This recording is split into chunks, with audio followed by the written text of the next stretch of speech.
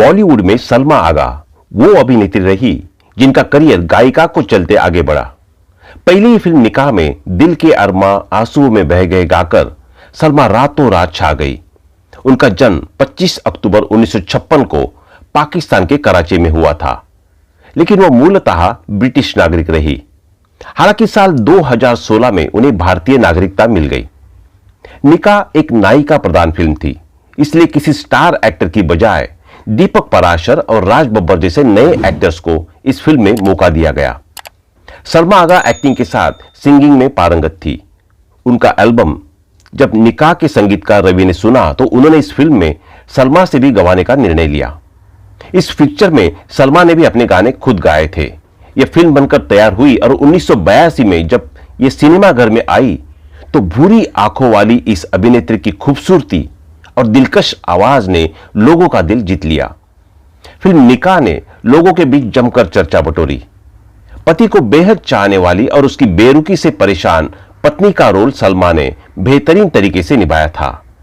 सलमा ने अपने आप को फिल्म इंडस्ट्री में एक ऐसी अभिनेत्री के तौर पर पेश किया जो एक्टिंग के साथ बेहतरीन सिंगिंग भी कर सकती थी। फिल्म की कहानी के साथ ही इसके गाने भी खूब हिट हुए। अपनी दिलकश और दर्द भरी आवाज से सलमा लोगों के दिलों जहां पर पूरी तरह से छा गई थी। उनकी आवाज में एक ऐसा दर्द और जादू था जिसे सुनकर आज भी महसूस किया जा सकता है। निकाह में बेहतरीन अभिनय के लिए उनको फिल्म फेयर अवार्ड के लिए नामांकन भी मिला, जबकि बेस्ट फीमेल सिंगर का अवार्ड भी उन्हें मिला। निकाह फिल्म की कामयाबी ने ही सलमा को डिमांडिंग मटेरियल बना दिया। उनके पास ढेरों फिल्मों के ऑफर आने लगे और उन्होंने कई फिल्में साइन भी की। उन्होंने मुंबई में बसने का इरादा भी कर लिया। पहली फिल्म से मिली सफलता के बाद सलमा एक के बाद एक गलतियां करती चली गई, जिसके चलते वो ना तो निर्माता निर्देशक की उम्मीदों पर खरी उतरी और ना ही दर्शकों के। इसके लिए पूरी तरह से जिम्मेदार वही थी। जिंदगी में जब उनको अपने करियर पर ध्यान देना था तब वो इश्क के चक्कर में ऐसी उलझी कि बॉलीवुड के लोगों ने उनसे दूरी बनानी शुरू कर दी। क्योंकि सलमा अपने करियर को लेकर ज्यादा गंभीर नजर नहीं आ रही थी। हुआ कुछ यूं कि न्यूयॉर्क एक व्यापारी महमूद शिप्रा सलमा के दीवाने थे और सलमा को अपनी बेगम बनाना चाहते थे। इसलिए प्रोड्यूसर बनकर उन्होंने सलमा को लेकर बेगम साहिबा और बेबसी नाम से फिल्म बनानी शुरू कर दी। उनके इश्क के चक्कर में सलमा कई अच्छी फिल्मों के ऑफर ठुकराती चली गई।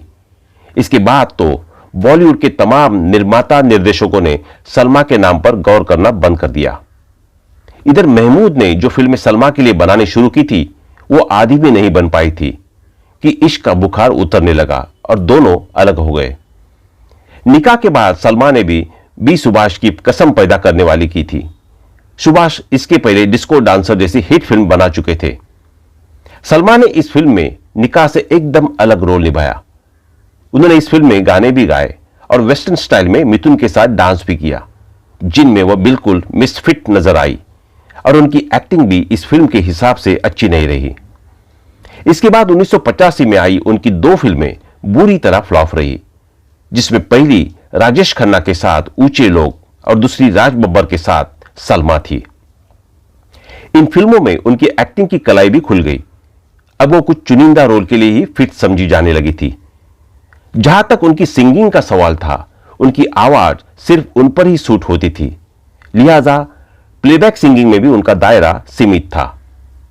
इस वक्त तक सलमा आगा को वन फिल्म वंडर कहा जाने लगा। इसी दौरान सलमा ने जावेद शेख से शादी कर ली, जिसके बाद बची हुई संभावनाएं भी खत्म होने लगी। भारत में अपना करियर डगमगाता देख उन्होंने कुछ पाकिस्तानी फिल्में साइन कर ली। इसी बीच उन्होंने एक पंजाबी फिल्म भाभी दी छोरिया में भी काम किया। बॉलीवुड में अपने फिसलते करियर को संभालने के लिए उन्होंने 1988 में जंगल की बेटी जैसी सी ग्रेड फिल्म में भी काम किया, जिसमें उन्होंने जमकर एक्सपोज किया, लेकिन तब तक बहुत देर हो चुकी थी।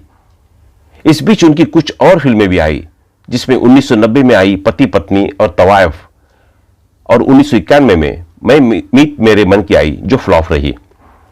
सलमा आगा के नाना जुगल किशोर राज कपूर के सगे मामा थे। इस लिहाज से सलमा की मां नसरीन आगा राज कपूर की बहन लगती थी। सलमान ने बताया था कि राज कपूर उन्हें फिल्म हीना से लॉन्च करना चाहते थे, लेकिन उनकी नानी फिल्मों में काम करने के खिलाफ थी। नानी ने राज कपूर से कहा था कि कोई निर्माता उन्हें मौका ना दे। इसी वजह से सलमा को काम मिलने में दिक्कत का सामना करना पड़ा। सलमा के मुताबिक उन्हें फिल्म निकाह इत्तिफाक से मिली। वो नौशाद साहब के घर एक गाने के सिलसिले में पहुंची थी। यही उनकी मुलाकात B.R. चोपड़ा से हुई, जो उस समय तक तलाक तलाक तलाक बना रहे थे। चोपड़ा साहब को सलमा की आवाज पसंद आई और वही उन्हें फिल्म का ऑफर मिल गया। इसी फिल्म का नाम विवाद के बाद बदलकर निकाह कर दिया गया। निकाह के बाद सलमा ने कसम पैदा करने वाले की ऊंचे लोग, जंगल की बेटी जैसी फिल्मों में काम किया, लेकिन उन्हें सफलता नहीं मिली।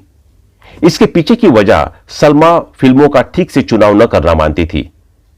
आखिरी बार सलमा साल 1996 में आई फिल्म गहरा राज में नजर आई थी।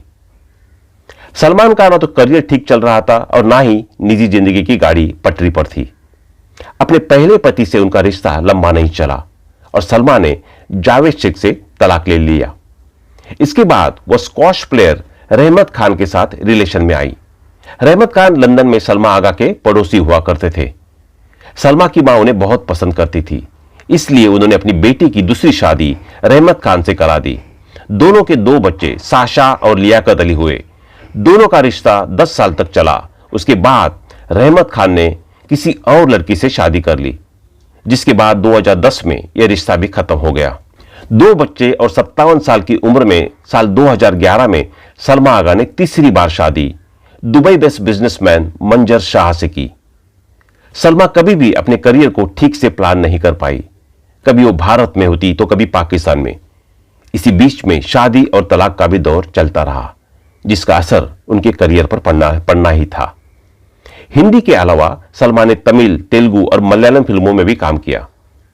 आखिरी बार वो साल 1996 में आई फिल्म गहरा राज में नजर आई थी। उसके बाद उन्होंने हिंदी फिल्म इंडस्ट्री को अलविदा कह दिया, लेकिन उन्होंने अपना सिंगिंग करियर नहीं छोड़ा।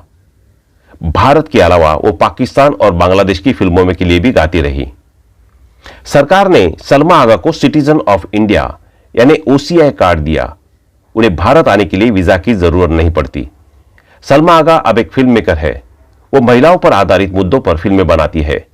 उनके पति मंजर शाह दुबई में रहते हैं, जबकि वो अपने दोनों बच्चों के साथ मुंबई में रहती है। उनकी बेटी साशा ने बॉलीवुड में फिल्म औरंगजेब से एंट्री की।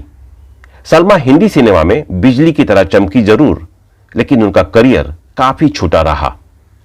एक सिंगर के तौर पर वो ज्यादा शोहरत कमा सकती थी, लेकिन हीरोइन बनने की जिद में वो सिंगिंग करियर पर ज्यादा ध्यान नहीं दे सकी। तो दोस्तों, अभी के लिए बस इतना ही। मिलते हैं अगले वीडियो में। तब तक आप अपना ध्यान रखिए। Bye bye.